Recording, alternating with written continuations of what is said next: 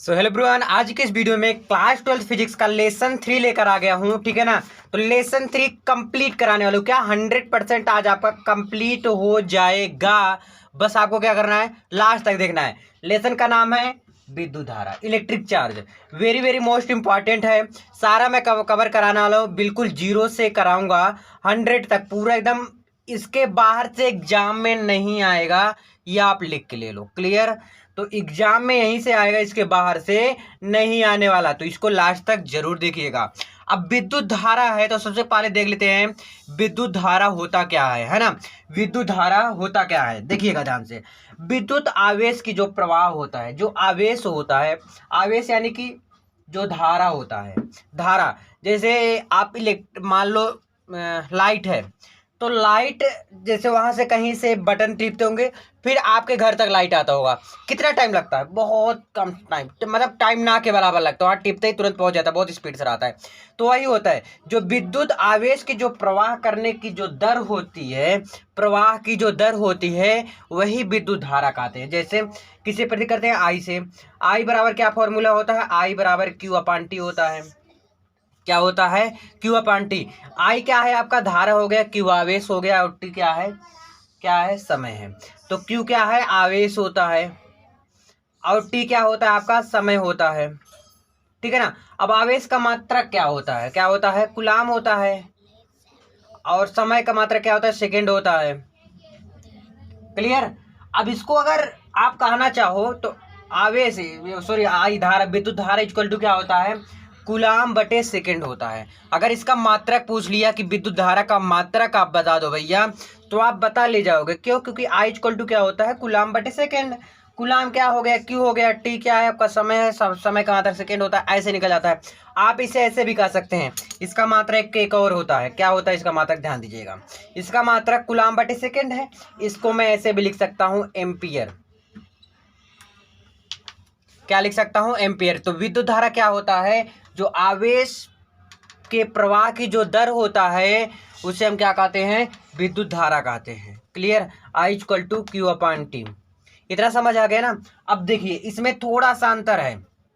एक एम्पियर कभी कभी पूछ लेता है। क्या? एक एम्पियर पूछ लेता है। एम्पियर, एम्पियर ही बहुत लोग बोलते हैं, इसलिए एम्पियर निकल रहा है। सो एक एम्पियर बोलते हैं ना। वैसे तो मेन इसका नाम क्या है? एक एम्पियर है। क्लियर। तो एक एम्पियर कहने का मतलब समझिए इसका, क्योंकि मैं रटाता नहीं समझाता हूं। एक एम्पियर यानी एक होगा, कुछ भी होगा एक होगा। तो आई इक्वल टू क्या होगा? Q upon T. यही तो फॉर्मूला भी जस्ट यहां पर बताया था। अब यहां से हम सीख रहे हैं क्या होता है। जिसमें भी ध्यान दीजिएगा, कोई चालक है उसमें, ये क्या है देखिएगा, यहां पर मैं बताया आपको कूलाम, और क्या बताया था? बटे सेकंड बताया था। यही तो बताया था ना भैया, कूलाम बताया था और सेकंड बताया था। अब ध्यान दीजिएगा, इसमें एक एम्पियर में, एक एम्पियर में एक कूलाम, ध्यान दीजिए, एक कूलाम आवेश प्रवाहित करने पर कितना? एक कूलाम आवेश प्रवाहित करने पर 1 सेकंड तक। देखिए, किसी भी चालक में 1 सेकंड में एक कूलाम आवेश प्रवाहित, 1 सेकंड में क्या? 1 सेकंड में एक कूलाम आवेश प्रवाहित किया जाता है। सिर्फ मतलब एक एम्पियर कहने का मतलब क्या समझ रहे हो? यानी कि एक होगा। क्या होगा? एक होगा। तो 1 सेकंड में एक कूलाम आवेश प्रवाहित करने पर जो भी बनता है हमारा, वही 1 एम्पियर कहलाता है। अब क्वेश्चन से ही समझ आ रहा होगा आपको, आई थिंक, कि 1 एम्पियर पूछा गया है। क्या पूछा गया है? एम्पियर। एम्पियर वही कि एक कूलाम में 1 सेकंड जितना प्रवाहित किया जाता है, वो क्या होता है? 1 एम्पियर होता है। और ये कौन सी राशि होती है? अदिश राशि होती है। अदिश राशि कब होता है? लेसन 1 में बताया था, जाके उसको देखिए, लेसन 1 कंप्लीटली, है ना। अब देखिएगा, अब पूछ लिया जाए कि इसकी दिशा क्या होगी 1 एम्पियर की, तो धारा की दिशा कभी पूछ लिया जाता है, क्योंकि एक भी नंबर नहीं छोड़ूंगा आपका। धारा का जो दिशा होता है वो क्या होगा? वो धनात्मक से ऋणात्मक की ओर होता है। किसमें होता है? धनात्मक से ऋणात्मक। क्लियर। क्लियर, समझ आ गया ना। एक एम्पियर जो होता है वो अदिश राशि है, और इसका जो धारा की जो दिशा होती है, वह धनात्मक से किस ओर जाती है? ऋणात्मक की ओर जाती है। अब आ गया बहुत ही ज्यादा इंपॉर्टेंट, अनुगमन वेग। इसे कभी कभी एग्जाम में आ जाता है अपवाह वेग। क्या आ जाता है? अपवाह वेग। अब बहुत लोग बोल देते हैं भैया अपवाह के वेग तो बताया नहीं गया। तो भैया अभी जो डिफिनेशन बताने वाला हूँ अनुगमन वेग का, वही समझ लो अपवाह वेग का भी डिफिनेशन समझ लो, नहीं 100% वही है। अगर आगे अपवाह वेग क्या होता है तो यही लिख के आना है, बहुत आसान होता है। और इसको डायग्राम के हिसाब से मैं समझाकर आपको बता रहा हूँ। देखिएगा, अनुगमन वेग, जब मुक्त इलेक्ट्रॉन, जैसे कोई बना देते हैं, कोई चालक है, क्या है, कोई चालक बना देते हैं। देखिएगा, डायग्राम तो मुझसे अच्छे से बनता नहीं, तो आप लोग अच्छे से बनाइएगा आई थिंक, है ना। तो अब इसको क्या करते हैं, एक बैटरी द्वारा हम इसे जोड़ देते हैं, एक बैटरी द्वारा क्या कर देते हैं, जोड़ देते हैं। अब ध्यान दीजिएगा, इसमें क्या है, इसमें इलेक्ट्रॉन होगा, यहां पर माइनस है, तो ये इस प्रकार इसका दिशा है, क्लियर, इसका दिशा कुछ इस प्रकार से है, क्लियर। अब यहाँ पर ये आपका क्या है, माइनस, ये इलेक्ट्रॉन है आपका, ये क्या है आपका, इलेक्ट्रॉन हो जाता है। अब ये जो है इसके अंदर जो देख रहे हो ना, इसमें क्या भरा हुआ है, वेग है। अब वेग जैसे इलेक्ट्रॉन माइनस होता है ना। अब ये आपका ये क्या चीज है बोलोगे, इसको भी जानना जरूरी है ना। ये आपका होता है चालक होता है, क्या होता है, चालक होता है, ठीक है ना। अब अनुगमन वेग कहते किसे है, जब मुक्त इलेक्ट्रॉन आपस में टकराते हैं तो उन्हें शुष्क वेग मिल जाता है, तो इसे, इसी वेग को क्या कहते हैं, अनुगमन वेग कहते हैं। जब भैया दो टक्कर होगा दो चीजों का, तो कुछ ना कुछ उत्पन्न होगा। अभी जैसे बाय द वे बाइक का टक्कर हो जाता है, दो बाइक है, एक बाइक इधर से एक बाइक इधर। अब इसमें जब दो टक्कर होगा तो कुछ ना कुछ परिणाम होगा, किसी को चोट लगेगा, ठीक है ना। वो क्या हो जाएगा, एक टक्कर हो जाएगा, यानी एक स्टूडेंट बोल दिया जाता है, उसका नाम क्या बोले, स्टूडेंट बोल जाता दिया जाता है, या क्या आगे गिर गए ऐसे कुछ बोल दिया जाता है। तो कुछ मतलब बाइक बाइक का टक्कर हुआ, लेकिन क्या बोलते, स्टूडेंट हो गया। ऐसे नहीं बाइक बाइक लड़ गया, ऐसे ही बोलते हैं, लेकिन फाइनली स्टूडेंट हो गया, ये कहा कर काम खत्म कर लेते हैं, ठीक है ना। आप इसे भी कह सकते हैं, ये जो चालक के सिरों की जो बैटरियां होती हैं, इसे क्या होते हैं, जो चालक के सिरों को क्या करते हैं, ये चालक है, इस चालक के सिरों को किससे जोड़ दिया गया है, बैटरी से जोड़ दिया गया है। तो चालक के सिरों में जो वाह्य विद्युत क्षेत्र, ध्यान से सुनिए, जो वाह्य विद्युत क्षेत्र उत्पन्न होता है, जो इसके अंदर, ध्यान दीजिए, जो इसके अंदर वेग लगता है, भाई कुछ ना कुछ तो वेग लगेगा ना, क्या कुछ ना कुछ तो वेग लगता है, उसी को अनुगमन वेग कहते हैं। आप ऐसे भी कह सकते हैं, क्लियर, कहना आपको है, आसान तरीके से मैं बता रहा हूँ, दो दो डिफिनेशन आपको बता रहा हूँ। चाहे तो आप ये लिख दो, चाहे जो अभी बताया कि क्या होता है, दो चालक होता है, चालक के सिरों को क्या होता है, बैटरी से जोड़ देते हैं, ऐसा आप लिख सकते हो। तो जोड़ते हैं तो चालक के जो सिरे होते हैं उन पर वाह्य विद्युत क्षेत्र उत्पन्न हो जाता है। कौन सा क्षेत्र, वाह्य विद्युत क्षेत्र उत्पन्न होता है। तो उसके अंदर ध्यान दीजिए, उसके अंदर क्या होता है, वेग लगता है। भाई जब भी उत्पन्न होगा तो उसके अंदर कुछ ना कुछ वेग लगेगा ही लगेगा। जब वेग लगता है उसी को क्या कहते हैं, अनुगमन वेग कहते हैं, ठीक है, इधर समझ आया ना। अब इसको लिख सकते हो क्या, इसे वीडी से प्रदर्शित करते हैं, वीडी से प्रदर्शित करते हैं। I hope you are understand, समझ रहे होगे तुम, है ना, ठीक है ना। अब हम चलते हैं नेक्स्ट पेज में और नेक्स्ट सीखते हैं कुछ। अब देखिएगा, अगला है माध्य मुक्त धारा, इसके बाद है क्रांतिकाल। पूछ लिया जाता है कभी कभी का नंबर में, तो एक भी नंबर नहीं कटना चाहिए आपका। माध्य मुक्त धारा क्या होता है, दो क्रमागत टक्कर, जैसे दो चीजों का लगातार टक्कर होगा तो कुछ ना कुछ समय लगेगा। अब ये है, यहाँ से लेकर यहाँ तक पहुंचने में, दो चीजों के टक्कर होने में कुछ ना कुछ समय लगता है। जो वो समय लगता है उसी को क्या कहते हैं, माध्य मुक्त धारा कहते हैं। आई होप समझ गए होंगे, समझ में आया। माध्य मुक्त धारा क्या होता है, दो क्रमागत लगातार जो टक्कर होता है उनके बीच कुछ ना कुछ गैप बनता है, कुछ ना कुछ समय लगता है। भाई समय लगेगा, अब जैसे ये कुछ स्पीड से जा रहा है और ये भी स्पीड से जा रहा है, भाई कुछ समय लगा, क्या कुछ समय लगा, उसी को क्या कहते हैं, माध्य मुक्त धारा। मुक्त कर दे रहा है धारा को, कितना समय लग रहा है उसमें। अब देखिए, जो क्रांति काल होता है इसी से रिलेटेड है, दो क्रमागत टक्करों के बीच जो समय अंतराल है। अब देखिए, एक बार ये दो चीजें हैं, अब एक बार टक्कर खाया, फिर ये थोड़ा सा पीछे होंगे, देखिए ये दो टक्कर खाए, थोड़ा सा पीछे फिर लगे, यानी कि समय लगा।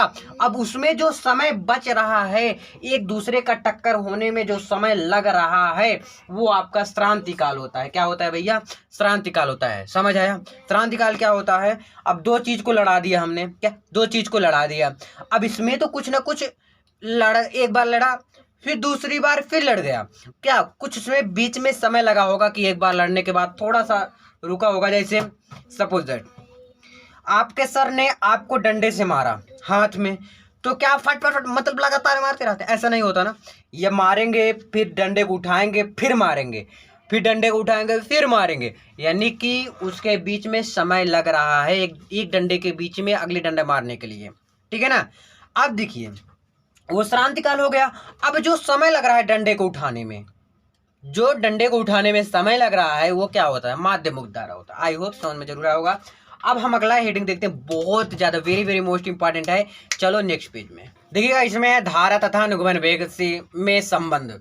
धारा तथा अनुगमन वेग, ध्यान दीजिएगा क्या है, धारा तथा अनुगमन वेग में संबंध। और ये इतना ज्यादा इंपॉर्टेंट है, इतना ज्यादा इंपॉर्टेंट है तो बिना पढ़े इसको जाना ही मत, बस ये समझ लो। क्लियर, क्या है धारा, धारा यानी क्या समझ में आया, धारा से आई समझ आ गया। अनुगमन वेग से क्या समझ में आया, वीडी समझ में आया। अब इसमें संबंध पूछना है, पूछा गया है आई और वीडी, ऐसा कुछ समझ में आ रहा होगा। अभी मैंने आपको अनुगमन वेग बताया, क्या होता है दो क्रमागत, सॉरी क्या होता है जो टक्कर लगता है एक दूसरे के बीच में, वो क्या होता है, वही अनुगमन वेग होता है ना भैया। क्या बताया था अनुगमन वेग, कि जो इलेक्ट्रॉन होता है वो आपस में टकराते हैं तो उसमें सूक्ष्म वेग मिलता है तो उसी को क्या कहते हैं, अनुगमन वेग कहते हैं। अब धारा तथा अनुगमन वेग में संबंध, जैसे अनुगमन वेग का डायग्राम कुछ इस प्रकार से था ना आपका, कोई एक अनुप्रस्थ काट का क्षेत्रफल ले लेते हैं, तो ये हो गया आपका, ये मान लेते हैं अनुप्रस्थ काट का क्षेत्रफल ए हो गया। इसको क्या होता है, बैटरी द्वारा हम चालक को क्या कर देते हैं, जोड़ देते हैं, भाई जोड़ देते होंगे ना किसी न किसी द्वारा। अब देखिएगा, मान लेते हैं सपोज दैट ये जो है अनुप्रस्थ काट का क्षेत्रफल ये हो गया आपका, इसके जो बीच की दूरी है, इसके बीच की दूरी मान लेते हैं सपोज दैट क्या है, यल है। इसमें इलेक्ट्रॉन होगा, इसमें क्या होगा, इलेक्ट्रॉन होगा, प्लस इलेक्ट्रॉन है इसमें। क्लियर, इतना थोड़ा समझ आया ना, हल्का से, है ना। अब देखिएगा इसमें आप लिख सकते हो कि माना किसी चालक तार का, लिख लो माना किसी चालक तार का अनुप्रस्थ, क्या, अनुप्रस्थ काट का क्षेत्रफल। अब अनुप्रस्थ काट का क्षेत्रफल क्या होता है भैया, ध्यान से देखिएगा, इधर मैं थोड़ा सा कर दे रहा हूं इसको, काट का क्षेत्रफल ए है, क्या है, क्षेत्रफल क्या है भैया ए, तथा चालक की लंबाई, लंबाई क्या है, यल है, लंबाई मैंने यही तो माना था ना यल है। अब इसमें कुछ चीजें कॉमन है, इसको थोड़ा फॉर्मूला है, क्या होता है धारा का फॉर्मूला, आई बराबर क्या होता है भैया, क्यू अपॉन टी।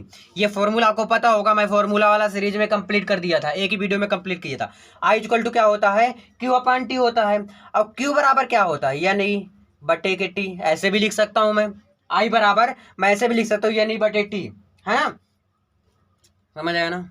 अब देखिएगा ये समझ में आ गया इतना। अभी ये फॉर्मूला आपको नीचे काम आएगा तो मैं बता दिया हूं अभी से ही, ठीक है ना, इसलिए याद रखो। देखिएगा अब ये जो चालक है, ये चालक है ना भैया। अब ये देखिए चालक में कुल इलेक्ट्रॉनों की संख्या ज्ञात करना है, चालक में कुल इलेक्ट्रॉन की संख्या, कुल इलेक्ट्रॉनों की संख्या, जितने भी इलेक्ट्रॉन है कुल इलेक्ट्रॉनों की संख्या ज्ञात करना पड़ेगा। क्या होता है फॉर्मूला, एन इक्वल टू क्या होता है, स्मॉल एन इंटू ए एल, ये फॉर्मूला होता है ना। यदि अब लिखिएगा ए एल क्या है, ये आपका आयतन है, ए एल क्या होता है आपका आयतन होता है ना। अब देखिए कुल आवेश ज्ञात करिए, कुल आवेश, कुल आवेश यानी कि जब यदि प्रत्येक इलेक्ट्रॉन पर आवेश ई है तो चालक पर क्या हो जाएगा, यदि, तो यही होगा ना, क्यू बराबर क्या होता है भैया, यह नहीं होता है, क्योंकि आवेश क्यू से पहले क्यू बराबर क्या होता है, पूरा इलेक्ट्रॉन पूछे, क्यू बराबर यह नहीं होता है ना। अब देखिएगा क्यू बराबर एन की वैल्यू, ध्यान दीजिए एन का वैल्यू देखिए यहाँ पर है, एन की वैल्यू यहाँ पर रख दो, एन इंटू ए एल और इंटू ई है तो लिख दो। क्लियर, अब धारा ज्ञात कर लो, प्रवाहित धारा आई, प्रवाहित धारा, प्रवाहित धारा क्या होता है, I, I equal to q upon t होता है, आई इक्वल टू क्या होता है, क्यू अपॉन टी होता है। तो ज्ञात कर लो I equal to q, q की वैल्यू ये रहा एन इंटू ए एल इंटू ई बटे टी की, टी, अभी टी बराबर क्या होता है, देखिएगा टी बराबर तो मुझे भी नहीं पता, मैं बताता हूँ। टी क्या है, समय, समय बराबर क्या होता है भैया, लिखिएगा। समय बराबर क्या होता है, दूरी बटे वेग होता है। दूरी बटे क्या होता है, सॉरी दिख नहीं रहा है, 1 मिनट, यूं दिख गया ना। समय बराबर क्या होता है, दूरी बटे वेग। दूरी किससे प्रतीत कर रहे हैं, यल से। टी इक्वल टू यल, वेग क्या होता है, वी डी होता है, तो टी बराबर क्या हो गया, यल अपान वी डी हो गया, ठीक है ना। तो यहाँ पर मैं रख सकता हूँ यल अपान वी डी, ठीक है ना। समझ आई भी बात की नहीं। प्रवाहित धारा I equal to Q upon t. So I equal to q बराबर क्या होता है, ये होता है, तो मैंने ये रख दिया है ना। टी बराबर क्या होता है, ये बताया, अभी जस्ट बताया, दूरी बटे वेग होता है, टी बराबर यल अपान वी डी। सो मैं इसकी जगह पर ये चीज रख सकता हूँ। क्लियर इतना, बस अब गुणा करा दो। अभी देखो अब आपका निकल के आ जाएगा, कुछ और नहीं करना। आई बराबर एन इंटू ए एल ई, क्लियर। अब गुड़े वी डी क्या है, यल बटे वी डी, पलट जाएगा, क्या हो जाएगा, वी डी बटे यल हो जाएगा। यल से यल काट दो, एल से एल कट गया, क्या बच गया, I equal to n into A E V d. यही तो बचा, यही आपका फॉर्मूला है। यही क्या है आपका, यही आपका main formula. I equal to क्या होता है, एन इंटू ए E V D. V D आपका क्या है, अनुगमन वेग। और बाकी सारे के बारे में आप जान रहे हो क्या क्या होता है। ये कि ए क्या होता है, अनुप्रस्थ काट का क्षेत्रफल होता है, आई धारा होता है, ठीक है ना। अब ये की मान अगर नहीं दिया था, 1.6 गुणे 10 घाते -19 हो जाएगा, पता होगा आपको। और वी डी क्या होता है आपका, जो आपका मेन था अनुगमन वेग, वी डी से ही प्रदर्शित करते हैं अनुगमन वेग, क्लियर। अभी कभी कभी आ जाता है धारा घनत्व, धारा घनत्व तथा अनुगमन वेग में संबंध। अभी नीचे तो है, मैं नेक्स्ट पेज में बताऊंगा, लेकिन इसके बाद ही बता दे रहा हूं थोड़ा मैं। धारा तथा अनुगमन नहीं, धारा नहीं, धारा घनत्व, सॉरी, धारा घनत्व तथा अनुगमन वेग में संबंध। अनुगमन वेग यानी कि आप समझ में आ रहा है आपको, अनुगमन वेग का नाम लेते ही वी डी समझ में आ रहा है, इसमें संबंध आपको। धारा घनत्व तथा अनुगमन वेग क्या होता है, धारा घनत्व का फॉर्मूला जे इक्वल टू क्या होता है, आई अपान ए होता है, ठीक है। जे इक्वल टू क्या होता है, आई अपान ए। ध्यान दीजिएगा, अगर ये क्वेश्चन आ गया, बहुत ज़्यादा इंपॉर्टेंट ये भी है, मैं आपको नोट डाउन करके बता दे रहा हूँ, ये भी आपका बहुत ज़्यादा इंपॉर्टेंट है, नोट डाउन कर लो। ये ऐसे देखने में लग रहा है, मैं ऐसे लिख दिया हूँ जो सिंपली, ठीक है ना। धारा घनत्व तो अनुगमन वेग में संबंध क्या होता है, पूरा ऊपर से लिखिएगा, यहाँ तक लिखने के बाद ये वाला जरूर लिखिएगा अगर धारा घनत्व आ गया। जे इक्वल टू आई अपान ए, आई की वैल्यू यहाँ पर है एन इंटू ए ई वी डी, और ए का वैल्यू क्या है, कुछ नहीं है, ए का ए ही होता है। ए से ए आपका कट गया, क्या बच गया, जे इक्वल टू, अभी मैं उधर समझाऊंगा थोड़ा आपको फिर से। जे इक्वल टू क्या बच गया, एन ए, सॉरी ए तो कट गया, ई वी डी बच गया, ई वी डी। और कुछ बच रहा है क्या, नहीं बच रहा है। तो जे इक्वल टू क्या आ गया आपका, J equal to N e we d आ गया, क्लियर। समझ आई बात, हो गया ना भाई, क्लियर यहाँ तक। अब देखिए आगे देखते हैं कि धारा घनत्व तो कहते किसे हैं।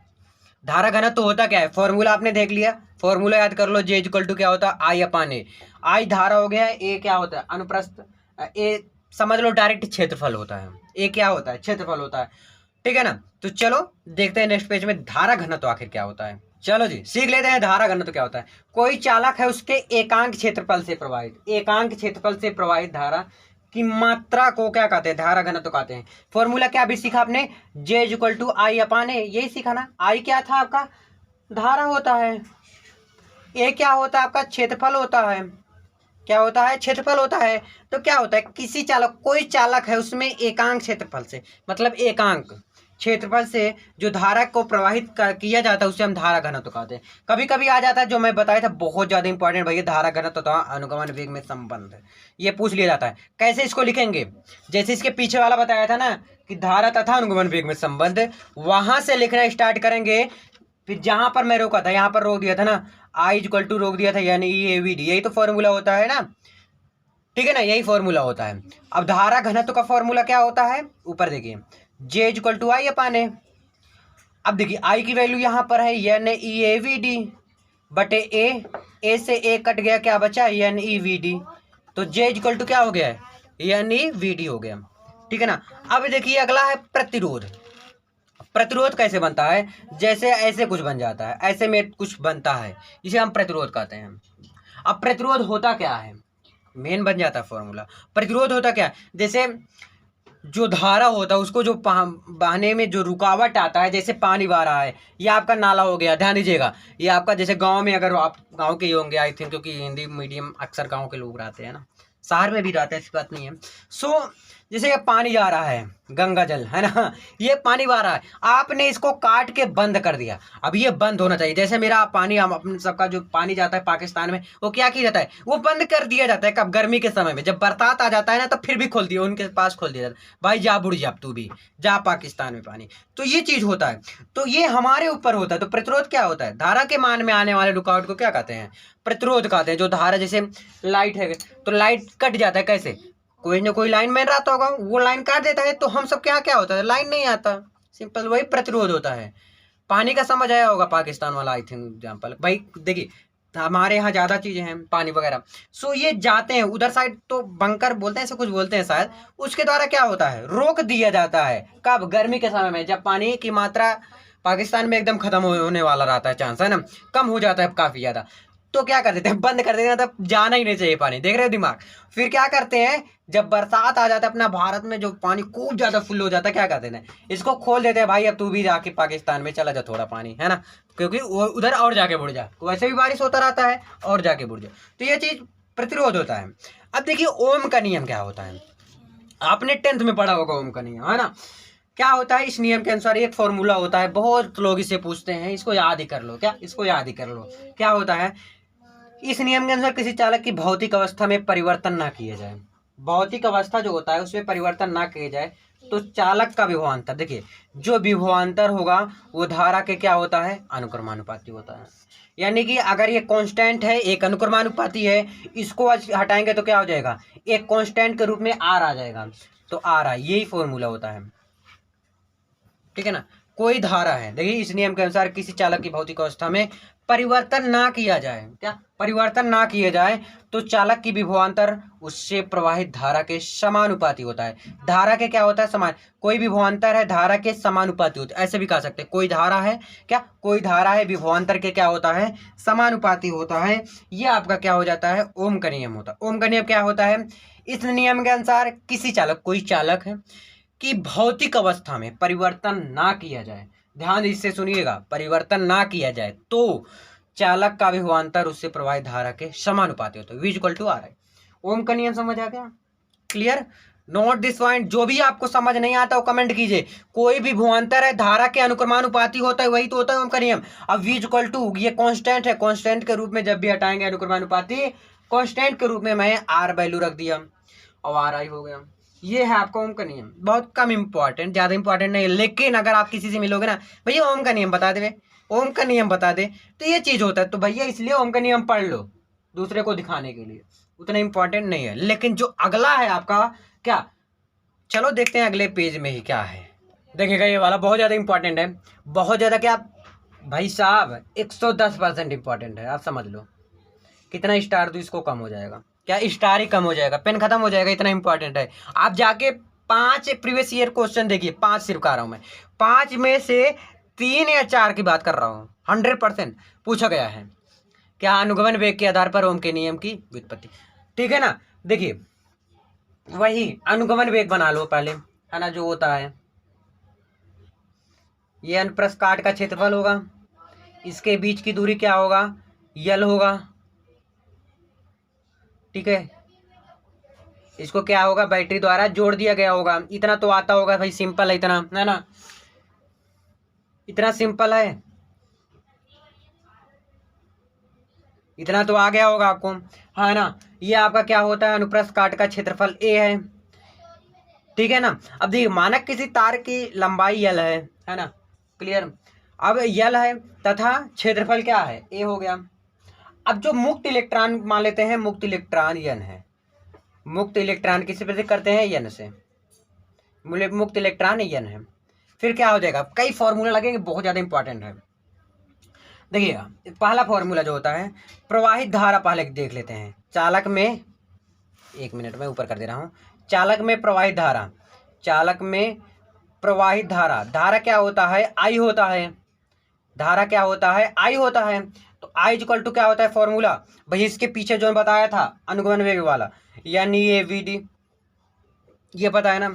अब आपने 9th में सीखा होगा कि जैसे लिख के बताता हूँ ना, चालक तार, कोई चालक क्या है, कोई चालक तार है में मुक्त इलेक्ट्रॉनों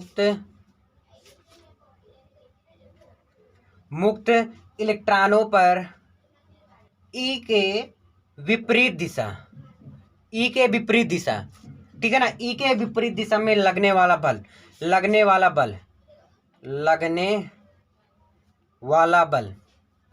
किससे प्रति करते हैं, एफ से। तो एफ इक्वल टू क्या होता है, फॉर्मूला क्यू ई, क्या होता है, F equal to Q E होता है।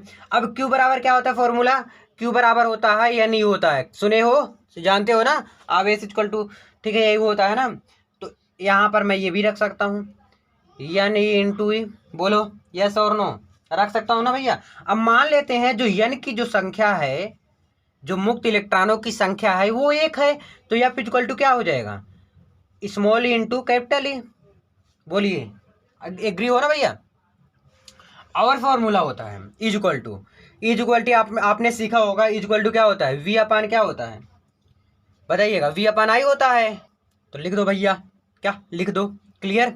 अब देखिएगा, मान लेते हैं जो इलेक्ट्रॉन है उस पे माइनस का द्रव्यमान है, का द्रव्यमान, क्या द्रव्यमान यम हो तो, सॉरी दिखा नहीं, 1 मिनट, हाँ, इलेक्ट्रॉन जो माइनस का द्रव्यमान क्या है, यम हो तो उससे उत्पन्न त्वरण, ध्यान दीजिएगा, उत्पन्न त्वरण क्या हो जाएगा, उत्पन्न त्वरण क्या होता है, एफ बराबर क्या होता है, यम ए, 9th में था, एफ इक्वल टू यम ए होता है।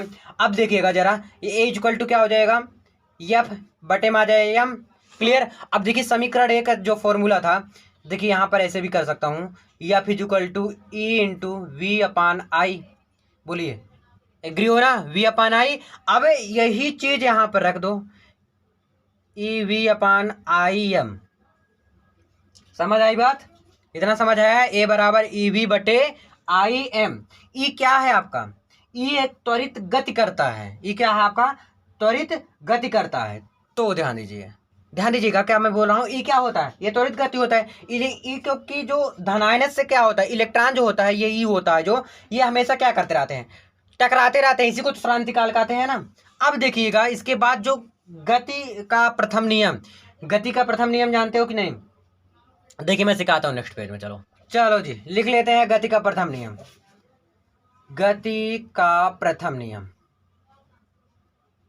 यानी कि गति का पहला नियम लिखना है ये चीज। v इक्वल टू क्या होता है, u प्लस ए टी होता है, u वस्तु की दूरी होता है, u मान लेते हैं वस्तु की दूरी क्या है, 0 हो गया, ए टी ध्यान दीजिएगा, ए क्या है, ए का मान अभी जस्ट आपने पीछे ज्ञात किया, क्या ज्ञात किया, ई वी बटे के आई एम ज्ञात किए हो ना। अब क्या है, टी टाउ मान लेते हैं हम, आई की टी की जगह पर टाउ रख सकता हूँ ना, क्लियर। तो v इक्वल टू क्या हो जाएगा आपका, v इक्वल टू 0, तो काम खत्म हो गया, क्या बचा, ई वी टाउ बटे के आई एम, समीकरण नंबर 2 दे दो इसे। अब लिखिए प्रारंभ में जो इलेक्ट्रॉन है, इलेक्ट्रॉनी पर वेग 0 यानी 0 तथा बाद में v हो तो अनुगमन वेग क्या हो जाएगा,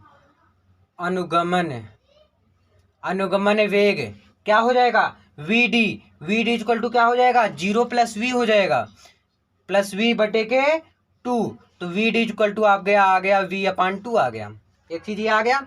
अब v का मान रखने पर, v का मान इसमें रख दो, लिख दो v का मान रखने पर, सॉरी दिखा नहीं, v का मान रखने पर, v का मान रख देंगे इसी में, ध्यान दीजिएगा यहाँ पर v का मान यही है ना, यहाँ पर रख देंगे, क्या हो जाएगा, ध्यान से देखिएगा, क्या ध्यान से देखिएगा, नहीं तो यहाँ पर भी v है ना, ईवी भैया ईवी है ना, अब यहाँ पर है V D is equal to V का मान, ये v है, ध्यान दीजिए v का मान क्या है, थोड़ा मैं नीचे करना चाहूंगा, देखिएगा v का मान क्या है, ई वी टाउ बटे के आई एम। अब यहाँ पर है v की जगह पर रखे, लेकिन 2 तो वैसे रहेगा ना, तो 2 को भी लिख दो, है ना। अब प्रवाहित धारा ज्ञात करेंगे, धारा क्या होता है, आई होता है, धारा क्या होता है भैया, आई होता है, आई बराबर क्या फॉर्मूला होता है, अनुगमन वेग के यानी ये वी डी, इसीलिए फॉर्मूला पहले इसको बता दिया। अब देखिए I is equal to N E A, we d की वैल्यू ये आया आपका e v tau upon 2 IM, यही आया ना 2 IM। क्लियर। अब देखिए इसका बटे मैं एक भी लिख सकता हूँ ना भैया, इसका बटे तो एक भी लिख सकता हूँ। क्लियर।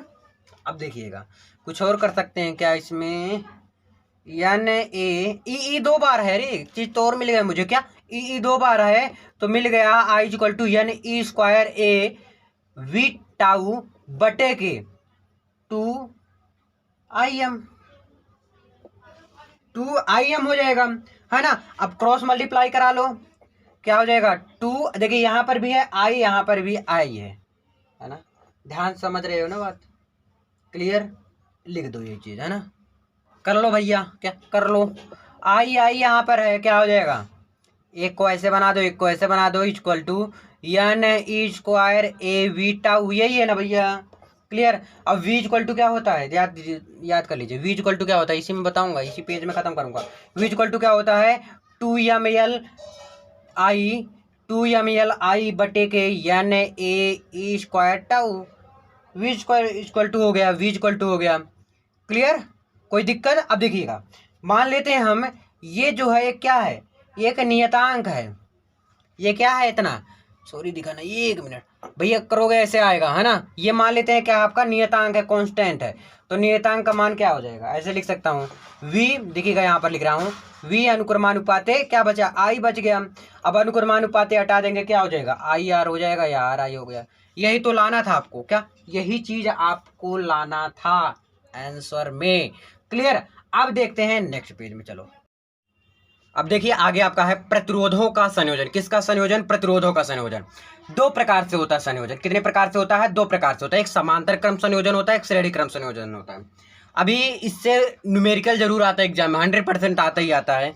तो देखिए न्यूमेरिकल तो सीखेंगे ही सीखेंगे, लेकिन निगमन भी इसका सीख लेते हैं। समांतर, समझ में क्या आ रहा है, समांतर मतलब समान होगा, एक दूसरे के क्या होगा, समान होगा। थोड़ा मैं डायग्राम के हिसाब से बताना चाहूंगा। ये कोई बिंदु होगा 2, क्लियर, 2 बिंदु है, मान लो ऐसे कुछ बना दिए डायग्राम। ये क्या होता है आपका प्रतिरोध होता है। प्रतिरोध क्या होता है, जो धारा के मान में आने वाले रुकावट को क्या कहते हैं, प्रतिरोध कहते हैं, जो कि मैं आपको बता चुका हूँ। क्लियर। इसको आप बना लीजिए। क्लियर। देखिए ये समांतर क्रम है। अगर आपको इस प्रकार से दिख गया, इसको आप बैटरी द्वारा जोड़ दो, इतना तो आता है ना, बैटरी द्वारा आप इसको जोड़ दोगे। क्लियर। अब देखिए क्या होता है, ये R1 मान लो, ये R2 मान लो, ये R3 मान लो। क्लियर। ये एक दूसरे से क्या है, जुड़े हुए। जैसे ये पहला प्रतिरोध जो है इस बिंदु से इससे जुड़ा है, ये इससे जुड़ा हुआ है, ये इससे जुड़ा हुआ है, लेकिन देखिए ये इसके सामने है, ये इसके सामने, मतलब तीनों क्या है, एक दूसरे के सामने है, बगल में तो नहीं है ना, एकदम सामने सामने हुए हैं, एकदम देखिए समांतर खड़े हुए हैं। ये समांतर क्रम होता है, एक समान में एक, जैसे अब इस प्रकार से है, ये दोनों क्या है, जैसे एक लड़का यहाँ पर एक लड़का यहाँ पर है, तो दोनों समान हुए, तो एक समांतर क्रम संयोजन हो गया, है ना। ये समांतर क्रम थोड़ा सा समझ में आया, समांतर क्रम समझ में आया क्या हो जाता है, ठीक है ना। अब इसमें जो जोड़ा गया प्रतिरोध है, देखिए R1 R2 R3 तीनों क्या है, एक दूसरे के समांतर हैं। तो इसको आप लिख सकते हैं कि इस प्रतिरोध में जोड़े गए सभी प्रतिरोध हैं R1 R2 और R3 तीनों क्या है, समांतर क्रम में जुड़े हुए हैं। आप इसको ऐसे भी लिख सकते हैं कि इस विधि में जोड़े जाने वाले सभी प्रतिरोध एक दूसरे के सिरों को एक बिंदु पर, देखिए ये वाला सभी सिरा एक बिंदु पर, और ये सारा सिरा, ये वाला सारा सिरा कहाँ पर मिला है, यहाँ पर मिला हुआ है, एक बिंदु पर जोड़ दिया गया है। ये क्या होता है, समांतर क्रम संयोजन होता है। अब निगमन देख लेते हैं, क्या निगमन देख लेते हैं। लिखेंगे क्या, R1 पहले R1 द्वारा लिखेंगे, R1 प्रतिरोध के द्वारा। R1 क्या होता है, प्रतिरोध के द्वारा क्या हो गया, धारा ज्ञात करना होगा। I इक्वल टू क्या होता है, देखिएगा जो ओम का नियम होता था, क्या होता था, ओम का नियम V इक्वल टू IR होता था। तो I इक्वल टू मैं लिखूंगा I का, तो देखिए यहाँ से I बराबर निकाल लीजिए, यहीं से निकल जाएगा। ये ओम का नियम का फॉर्मूला होता है V इक्वल टू IR, यहाँ से I निकाल लीजिए, क्या हो जाएगा, V है ये, इधर आके बटे हो जाएगा, V अपान R हो जाएगा। क्लियर। तो I इक्वल टू क्या हो गया, V अपान R हो गया। क्लियर, इतना समझ में आ गया ना। अब 1 लिख दो, R1 लिख दो। क्लियर। क्यों R1 लिखा हूं, क्योंकि यहाँ पर R1 है, R2 है, R3 है, क्योंकि कई प्रतिरोध है, एक प्रतिरोध तो है नहीं कि एक में कर लेंगे, है ना। ब्लू पेन से ही करता हूँ, क्या दिक्कत है। अब इस प्रकार से निकालेंगे कि R2 प्रतिरोध के द्वारा प्रतिरोध के द्वारा धारा इसमें भी, यानी I2 इक्वल टू क्या हो जाएगा, V/R2 हो जाएगा। क्लियर। ऐसे R3 निकालेंगे, R3 प्रतिरोध के द्वारा। अब थोड़ा सा लॉजिक समझिए और इसका न्यूमेरिकल मैं जल्दी लेकर आऊँगा। क्या हो जाएगा, V/R3 हो जाएगा। अब ये तीनों प्रतिरोध है, देखिए ये धारा, ये धारा, ये धारा, तो हम क्या निकाल लेंगे, कुल धारा। अब ये एक बात बताओ, आप सामान लेके गए लेने, चीनी लिया और बिस्किट ले लिया और कुछ टाफी ले लिया, है ना, तो क्या हुआ, तो क्या दुकानदार से क्या बोलते हो कि भैया टोटल बता दो कितना हो गया, क्या टोटल बता दो कितना हुआ।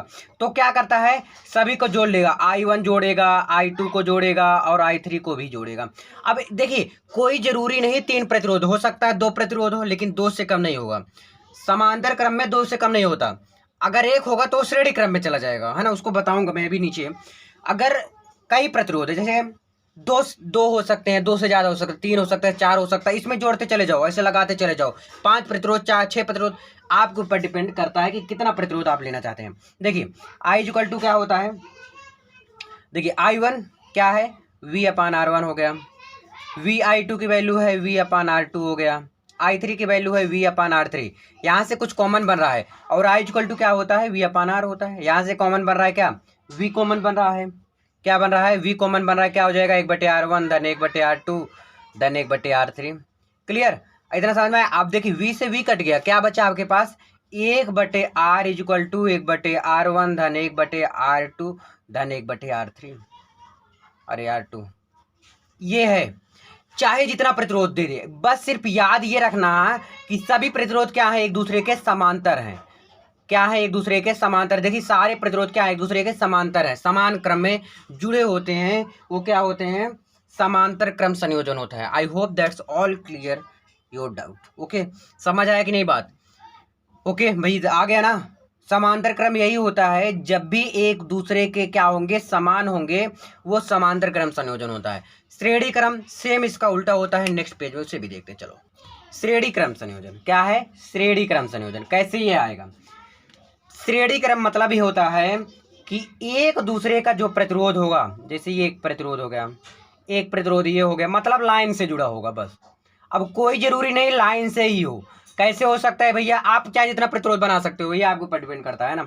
इसको क्या है, बैटरी द्वारा जोड़ दो, फिर मैं समझाता हूँ आपको।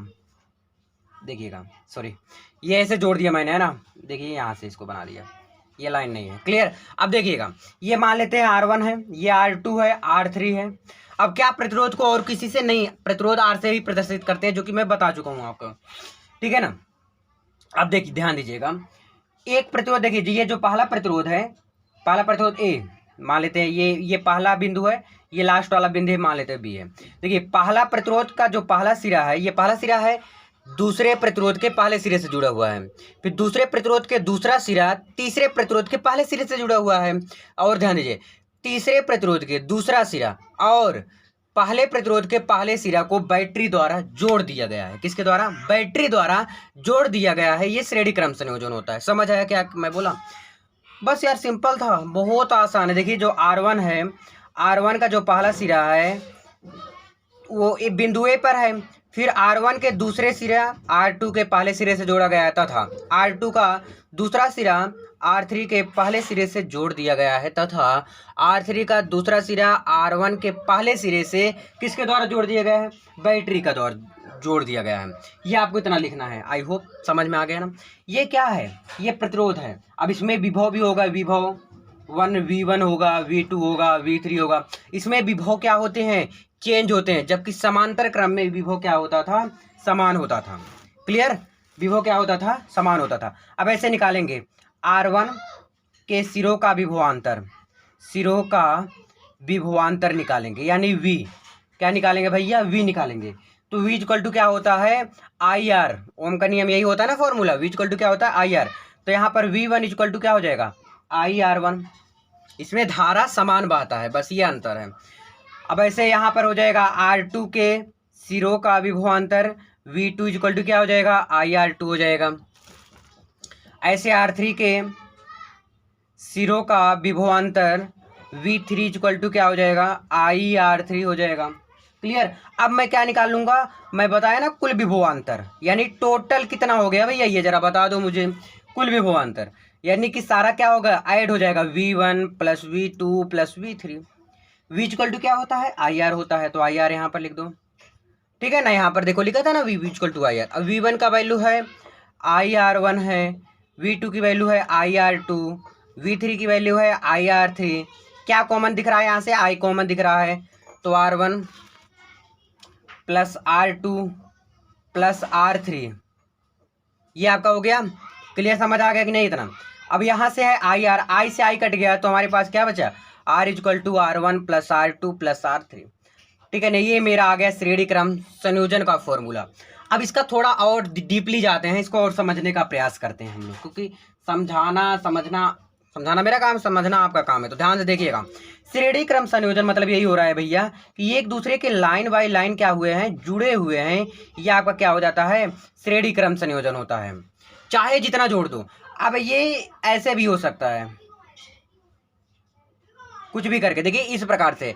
अगर सपोज दैट इसमें ऐसे मैं बना दूं, अच्छा अब एक बात बताओ हमें, यहाँ पर इसको मैं रोक दिया, ये एक दूसरे के क्या है, समांतर है, तो यहाँ पर कौन सा फॉर्मूला लग जाएगा, समांतर क्रम लग जाएगा। क्या, समांतर क्रम।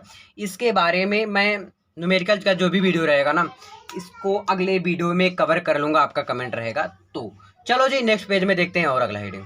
अगला है विद्युत वाहक बल, फिर इसके बाद टर्मिनल विभवांतर क्या होता है। विद्युत वाहक बल ई से प्रदर्शित करते हैं। ई बराबर क्या होता है, फॉर्मूला इसका याद कर लो, ई इक्वल टू क्या होता है, W अपान Q होता है। W जो कि कार्य होता है, Q आवेश होता है, आपको पता होगा क्या है, किसी आवेश को पूरे परिपथ में प्रोवाइड करने में सेल द्वारा दी गई ऊर्जा। जो सेल द्वारा जितना भी ऊर्जा दिया जाता है, ध्यान दीजिए, सेल द्वारा जितना भी ऊर्जा दिया जाता है वो सेल का क्या होता है, विद्युत वाहक बल कहलाता है। क्या होता है वो, विद्युत वाहक बल होता है, ठीक है ना। ऐसे अगला देख लीजिए, टर्मिनल विभवांतर क्या होता है। दो टर्मिनल के बीच एकांक आवेश को प्रवाहित करने में, दो टर्मिनल के बीच एकांक आवेश को प्रवाहित करने में किया गया कार्य टर्मिनल विभवांतर, इसे V से प्रदर्शित करते हैं, V से प्रदर्शित करते हैं। Clear. V equal to formula क्या होता है, V इक्वल टू होता है W अपान Q। बस इसको इतना ही जानना जरूरी था। टर्मिनल विभवांतर वैसे पूछता नहीं है, लेकिन फॉर्मूला तो जानना आपको जरूरी है। चलो अब नेक्स्ट पेज में देखते हैं। ये नहीं समझ में कोई बात नहीं, थोड़ा पढ़ लो बस, कोई दिक्कत नहीं है। अगला हेडिंग है विद्युत वाहक बल, इंपॉर्टेंट है काफी ज्यादा, इसको तैयार कर लो। क्या है, विद्युत वाहक बल और टर्मिनल विभवांतर ई के बीच संबंध। किसके बीच, ई के बीच संबंध बताना है। इसका एक डायग्राम होता है। मान लिया कोई सेल है ना, तो इसको मैं एक बार बना ही देता हूँ आपको, है ना। देखिए कोई ये विद्युत क्षेत्र है, नहीं पहले इसको सेल आप बना लो। यहाँ पर ये प्लस होगा, ये माइनस होगा, एक छोटा होगा, एक प्लस एक माइनस ऐसे होता ना। यहाँ पर ये प्रतिरोध द्वारा इसको क्या कर दिया गया है, जोड़ दिया गया है। तो इसको यहाँ पर भी एक प्रतिरोध है। क्लियर, प्रतिरोध कुछ इसी प्रकार बनाते हैं ना। तो ये R हो गया प्रतिरोध, सपोज दैट मैं मान लेता हूँ। तो धारा हमारा कैसे आएगा, इधर प्लस से ऐसे होकर जाएगा ना, ये धारा ऐसे जाएगा, फिर ऐसे होते हुए ऐसे जाएगा। क्लियर, इतना समझ में आया ना। अब यहाँ पर ऐसे कुछ एक डायग्राम बना लेते हैं, इसको क्या कर देते हैं, इसको बंद कर देते हैं। क्लियर, समझ आ गया ना। ये आपका क्या है, ई है, क्या है, ई है, ठीक है ना। इतना थोड़ा बहुत समझ आया ना। ये जो प्रतिरोध दिख रहा है ये आपका क्या है, R है। मान लिया कोई क्या है, कोई टर्मिनल विभवांतर V है, और जो प्रतिरोध R है, यहाँ पर देखिए जो आंतरिक प्रतिरोध है, ये जो आंतरिक प्रतिरोध है, ये इसको आंतरिक प्रतिरोध कहेंगे क्योंकि ये अंदर बंधा हुआ है, इसे आंतरिक प्रतिरोध कहेंगे। तो ये R है सपोज दैट मान लेते हैं। और जो बाह्य प्रतिरोध है, जो बाहरी प्रतिरोध है, जो बाहर की तरफ दिख रहा है, वो कैपिटल R है ना। देख लीजिए, अब इसका फॉर्मूला होता है सेल द्वारा किया गया कार्य, सेल द्वारा किया गया कार्य W, यही होता है ना। W इक्वल टू क्या हो जाएगा, सेल के अंदर कार्य, सेल के अंदर कार्य बटे सॉरी प्लस और बाहर कार्य। क्लियर, अंदर कार्य प्लस बाहर कार्य, यही देखना है ना। यानी कि W बराबर क्या हो जा रहा है मेरा, ये कार्य W से ही प्रदर्शित करते, बस यहाँ पर क्या लिख दो, Y प्लस W, ये क्या है, सॉरी ये अंदर था तो इसको अंदर लिख दो ना, Y ही लिखते हैं। आंतरिक, आंतरिक ये हो गया आपका, कोई आगे पीछे लिख सकते हो। आंतरिक मतलब अंदर, Y मतलब क्या हो गया, बाहर हो गया, है ना। अब देखिएगा W बराबर फॉर्मूला होता है, यहाँ पर देखिए W बराबर क्या होता है फॉर्मूला, W नहीं, E बराबर एक फॉर्मूला आपने सुना होगा, E बराबर क्या होता है, W अपान Q, जो कि अभी थोड़ी देर पहले मैं बताया। E बराबर क्या होता है, W अपान Q। अब देखिए Q बराबर क्या होता है, IT होता है, यहाँ पर मैं IT रख सकता हूँ।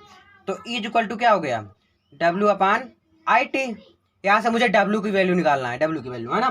तो डब्ल्यू बराबर क्या हो जाएगा, W equal to E I T हो जाएगा, ई आई टी हो जाएगा। क्लियर, यहाँ पर रख दो ई आई टी इक्वल टू, यहाँ पर ई आई टी हो जाएगा, है ना। क्या हो जाएगा, ई आई टी। लेकिन अब यहाँ पर थोड़ा सा रुक जाइए, डब्ल्यू बराबर क्या होता है, ई आई टी तो होता है, जरूर मानता हूँ। क्लियर, ध्यान से देखिएगा एकदम। मैं ऐसे भी लिख सकता हूँ इसको, जिसे आंतरिक के लिए लिख रहा हूँ ना, तो वी आई टी भी लिख सकता हूँ, विभव के लिए ना, V I T plus V dash I T. अब वी डैश जो है, वी डैश इक्वल टू मान सकते हैं क्या, आई आर मान सकते हैं, वी डैश इक्वल टू क्या, आई आर मान सकते हैं ना। अब देखिएगा ध्यान से, e I t is equal to, है ना, यहाँ पर है वी आई टी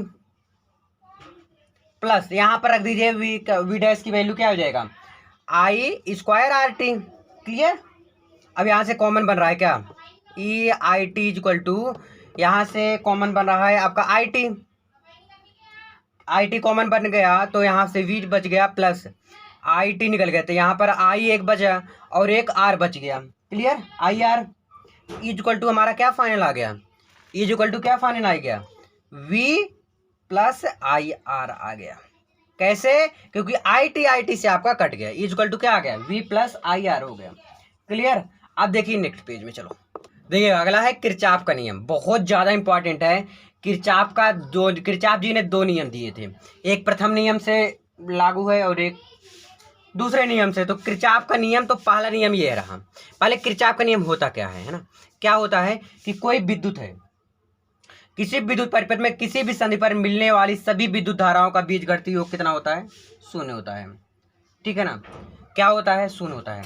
यानी क्या कहा, किसी विद्युत परिपथ, कोई वह विद्युत परिपथ हो, उसमें किसी भी संधि पर, कोई भी संधि पर मिलने वाली सभी विद्युत धाराओं का बीजगणितीय योग क्या होता है, शून्य होता है। यानी कि क्या, समेसन आई इक्वल टू क्या बोल रहा है, zero, summation I equal to क्या बोल रहा है, जीरो। फिर इसका जो प्रथम नियम है क्या कह रहा है, देखिए यहाँ पर कोई बिंदु होगा, जो बिंदु की ओर आता रहेगा, सॉरी यहाँ पर बिंदु मान लेते हैं, कोई दिक्कत परेशानी आपको नहीं ना, है ना। तो ऐसे बना सकते हैं हम, जो बिंदु की ओर आएगा, ध्यान दीजिएगा, जो संध की ओर या बिंदु की ओर, ऐसे कह सकते हैं, संध की ओर कह सकते हैं, जो संध की ओर आएगा उसका योगफल, जो धाराएं आएंगी उसका योगफल। जैसे आपका यहाँ पर बना सकते हैं, जैसे यहाँ से जा रहा है आपका I1, तो ये I1 कहाँ जा रहा है, संध की ओर जा रहा है। अब ये संध से दूर जा रहा होगा I2, सपोज दैट, ये I3 भी आपको मान लेते हैं सब दूर जा रहा है।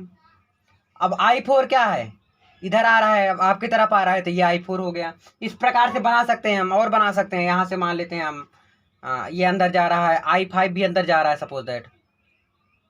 क्लियर, तो ऐसे बना सकते हैं। तो समेसन आई इक्वल टू, ये तो मेन था आपका ना।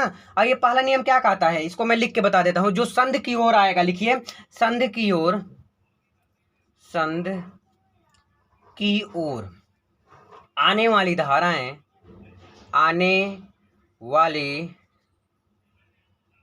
धाराओं का योगफल, योगफल मतलब क्या, जोड़ने पर, क्या, संधि की ओर आने वाली धाराओं का योगफल संधि से दूर, संधि से दूर जाने वाली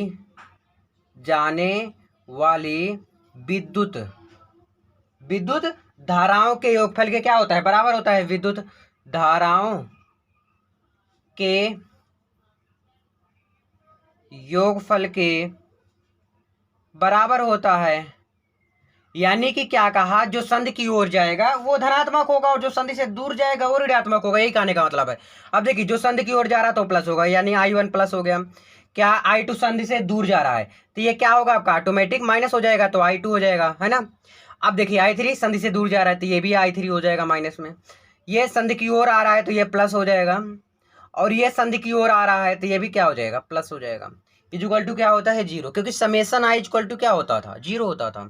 अब प्लस को एक तरफ कर लो, I1 प्लस है, I4 भी प्लस है, प्लस I5 भी प्लस है, जो बच रहा है उधर कर दो। ये माइनस I2 है तो उधर जाएगा, क्या हो जाएगा, प्लस I2 हो जाएगा। ये माइनस I3 है, उधर जाएगा, क्या हो जाएगा, प्लस I3 हो जाएगा।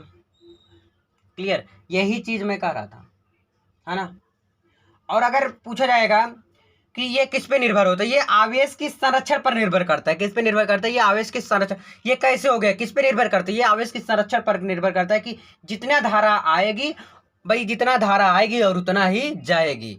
भैया जितना तुम मुझे मारोगे, जैसे तुम मार करते हो ना, जैसे सपोज बोलते नहीं हो भैया जितना तुम मुझे मारोगे मैं ही उतना ही तुम्हें मारूंगा, ऐसा नहीं होता ना। सो यही चीज है, जो जितना भी धाराएं आएंगी उतना धाराएंगे क्या होगी, जाएंगे। ये किरचॉफ जी ने नियम दिया था। क्लियर, समझ आई बात? ठीक है, चलो दूसरा नियम देखते हैं नेक्स्ट पेज में। देखिए किरचॉफ का दूसरा नियम जो है, जो इन्होंने बताया था, कोई बंद जाल है। क्या है? कोई बंद जाल। पहले डायग्राम ही बना लेता हूं तो आपको समझाने में ज्यादा मजा आएगा और आपको समझ में आता है फिर शायद ना। डायग्राम देखिए एग्जाम में जरूर आपको बनाना है। सॉरी दिख नहीं रहा, एक मिनट, दिख रहा है ना। ये दूसरा नियम है बस। यहां पर क्या होगा, बैटरी होगा, यहां पर भी होगा बैटरी।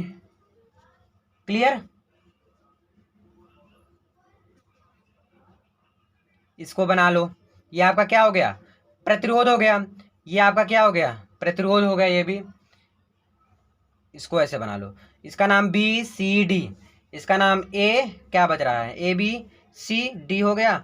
और क्या बच रहा है, सी, देखो ए बी सी डी इसका नाम रख दो। क्लियर? अब ई इसका रख दो या फिर इसका रख दो। क्लियर? क्या, A B C D E F ऐसे करके नाम रख देना, कुछ भी रख सकते हो, आपके ऊपर है। ये मान लेते हैं प्रतिरोध है R1, ये R2 हो गया, ये आपका R3 हो गया। क्या आपने बताया, समेसन ई इक्वल टू क्या होता है, समेसन आई आर होता है। सॉरी दिखा नहीं, देख लो, समेसन ई इक्वल टू क्या होता है, समेसन आई आर। अब देखेंगे पूरा ए बी सी डी में देखेंगे तो क्या हो जा रहा है, ए बी सी डी। अभी समझाता हूँ, ये समझिए थोड़ा थोड़ा।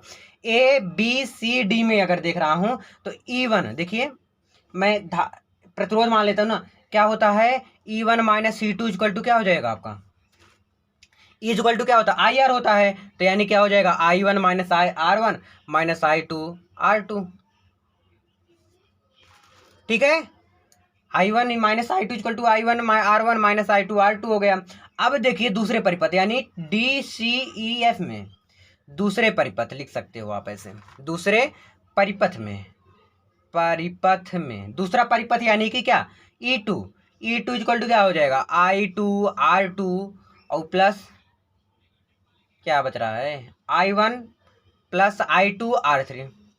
क्लियर? अब देखिएगा इसमें क्या मैं बोला है, कोई बंद जाल है, विभिन्न भागों में प्रवाहित होने वाले विद्युत धाराओं के एवं उनके संगत परिपथों के गुणनफलों का बीजगणितीय योग क्या होता है, बीजगणितीय योग। अब देखिए जो यहां पर मैं बताया हूं वही बीजगणितीय योग क्या होता है, बीजगणितीय योग। देखिए, सॉरी दिखा नहीं यार, देखिए बीजगणितीय योग क्या होता है, वो बराबर होता है।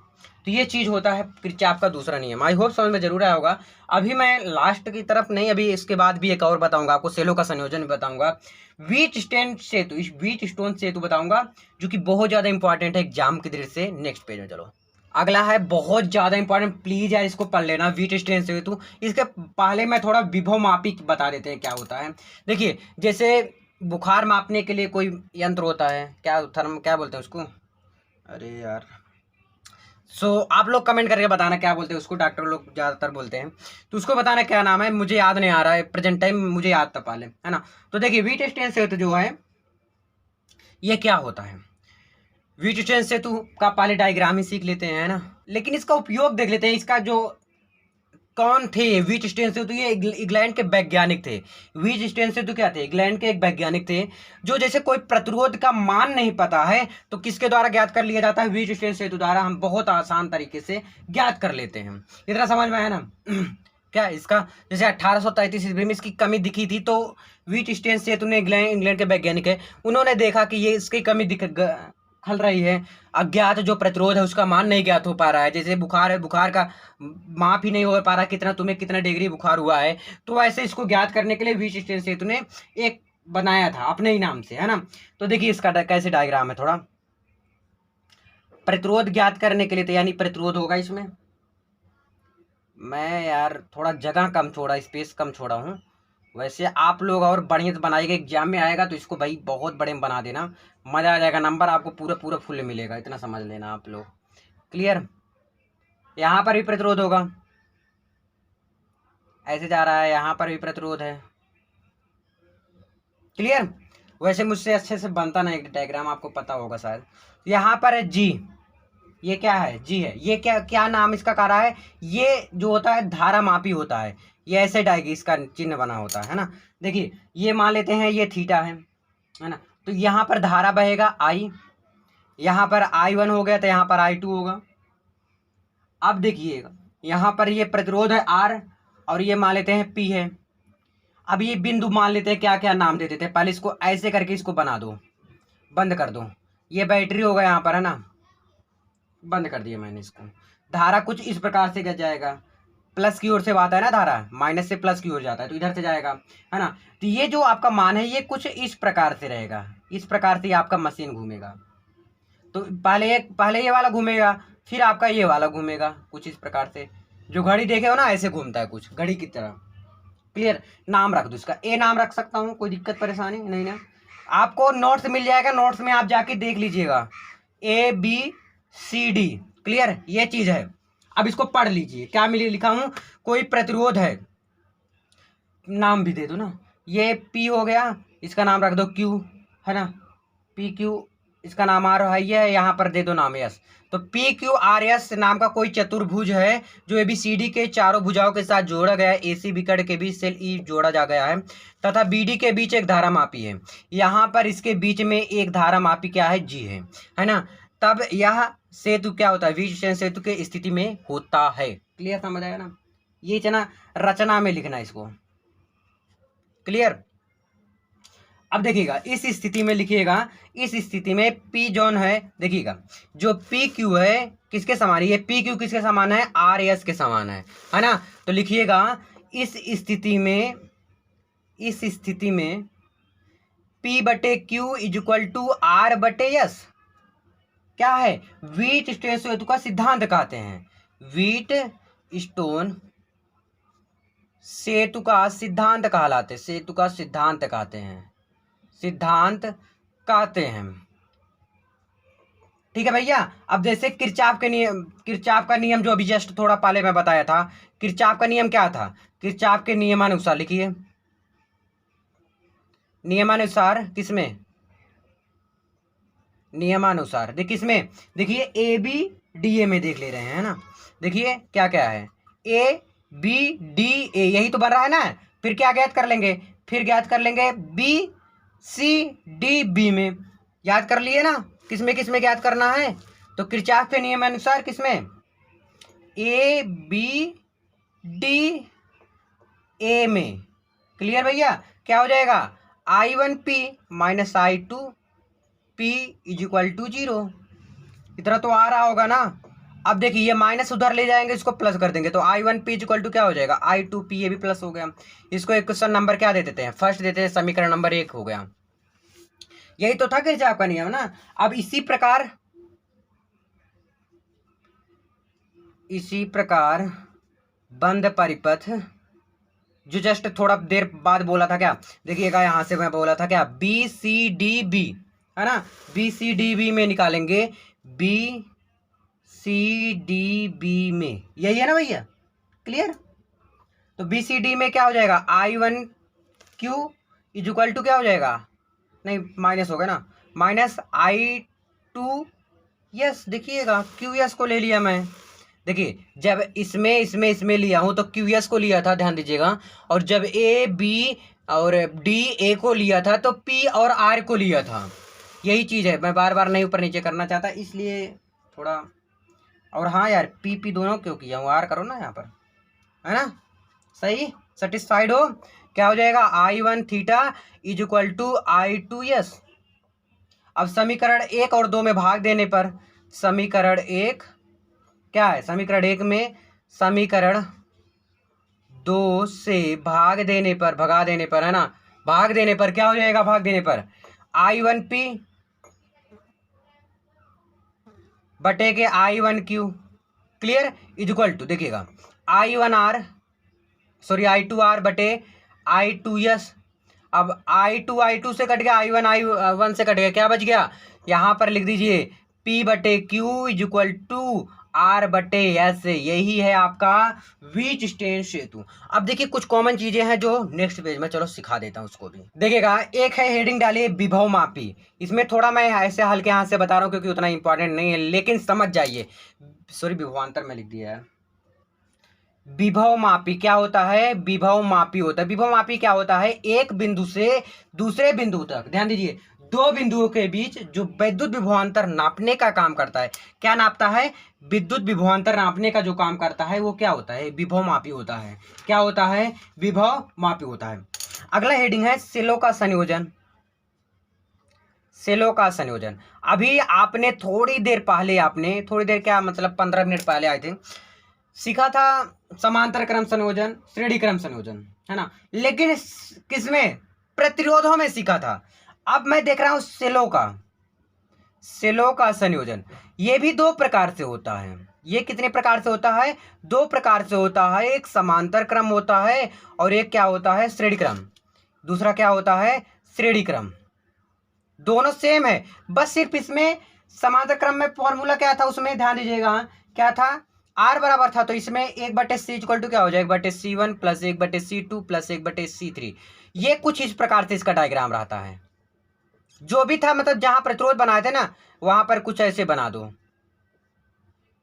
ये कुछ इस प्रकार से, यानी कि एक दूसरे का क्या है? समांतर है, एक समांतर में जुड़ा हुआ है, तो ये समांतर क्रम संयोजन हो गया। श्रेणी में C equal to C1 plus C2 plus C3 इस प्रकार से है। सो आई होप समझ में जरूर आया होगा। तो बस इस वीडियो में इतना ही, मिलते हैं नेक्स्ट वीडियो में और न्यूमेरिकल के साथ, तगड़े न्यूमेरिकल के साथ। तो बस इस वीडियो में इतना, मिलते हैं वीडियो। बहुत बहुत धन्यवाद वीडियो को अंत तक देखने के लिए।